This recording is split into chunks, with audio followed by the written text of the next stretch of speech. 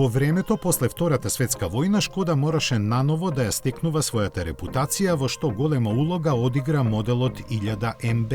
За да ги намалат трошоците за развој и производство, чешките инженери решија популарната лимузина која се појави во 1964 година да има мотор сместен назад.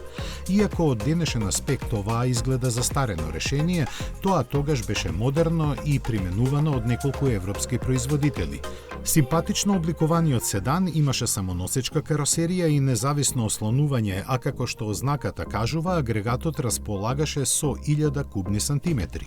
Од нив се извлекуваа 42 конски сили, со кои постигнуваше едва и 120 км на час. Со текот на годините перформансите малку се подобрија, посебно кај верзијата со мотор од 1,1 литар, што ги подгреа апетитите и за спортски успеси.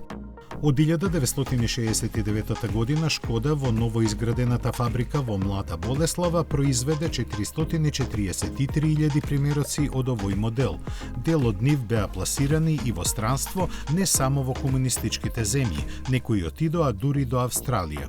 За популарноста пак на домашен терен најдобро кажува фактот дека денеска чесите во своите гаражи се уште чуваат околу 16.000 примероци од Шкода 1000 МБ.